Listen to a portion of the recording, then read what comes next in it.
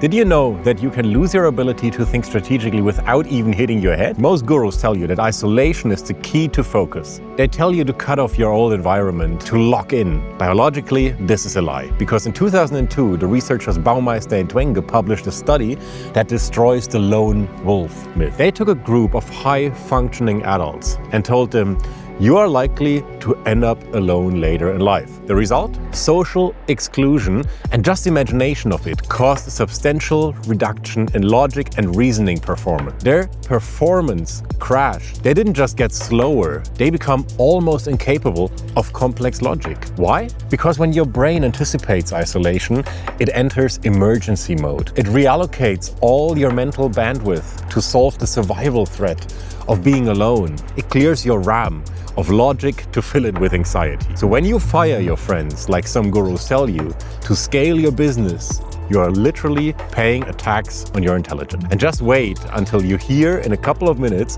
what the study of Cambridge found out about high-performance traders in London. If you spend 5 minutes in the online modern business world, you'll hear this advice repeatedly. If you want to be successful, you must cut ties with your old friends. You're the average of 5 people around you. Fire your friends, delete the losers, delete their numbers. It's the standard playbook for the self-proclaimed alpha entrepreneur. Ruthless elimination of everything that doesn't serve your ROI. And I'll be honest with you, the logic is sound. There's some reason to it. If you surround yourself with people whose weekend goals are kind of having beer, go fishing, and Netflix, it's incredibly hard to build an empire. Friction slows you down. It kind of kills momentum. And if you cut this brake line, you will move faster. This is basically just physics. But I personally never followed this advice, not for a single second. Why? At first, it was just loyalty.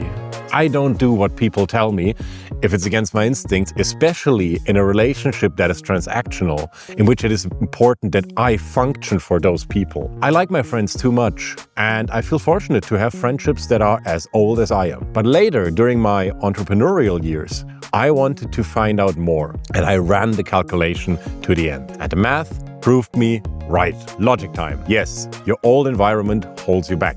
There's no way around it. That's the price you pay for keeping them. The guru's logic ends here. But have you ever calculated the cost of cutting them off? Sure, you gain speed in the first year. You have zero distractions. You're in monk mode. But long term, you're paying an isolation tax. Your old friends are your anchor. They remember you before you were successful. They're the only people who will tell you the truth because they want the best for you and are not financially dependent on you. If you cut this anchor, you don't become free, you become unstable. You and me, we've seen this archetype who radically optimize their social circle. 3 years later, they are rich. They live in Dubai, they flex their supercars. That is where the guru marketing ends. But this is where reality kicks in. Because they are surrounded by yes men and opportunists. Without anyone to check them, delusion takes over. I saw this firsthand recently. I had a client who booked a high-end shoot in Monaco. He acted the part perfectly, stepping off a yacht, playing alpha, giving speeches about how the dictatorship in Dubai is the most efficient way to do business. And people listened, because from the outside, the money proved him right, made him legit. But when it came time to pay my invoice, he ghosted me. Total silence. A few weeks later, his Instagram, where he used to post 3-4 times a day, went dark. And you know what? Nobody cared. This is the price of efficiency without stability. The cost of burning your history is higher than the gain in speed. But don't believe my anecdotal evidence. Let's ignore the story and look at the hard data. Let's calculate the opportunity cost of isolation. A study from the University of Cambridge tracked high-stakes traders in London. They monitored their cortisol levels. For context, cortisol is the stress hormone. And when levels in your system get too high, your biology overrides your logic and your whole system basically switches into fight or flight mode. They found that when cortisol levels spike, which happens exactly when you lack social support, profitability drops by up to 40%. Why? Because instability forces your brain into survival mode. You stop playing to win and you start playing not to lose. But here's the flip side. Research from the University of Zurich, among others, proved that positive interaction with your safety circle releases oxytocin. Oxytocin is the biological antagonist to cortisol. The data shows that social support can cut your cortisol responds to stress by over 50%. So if your old friends are essential for your sanity, why do you need a new circle at all?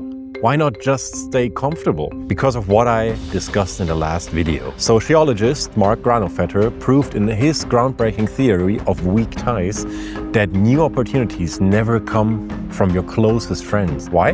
Because your close friends know what you know.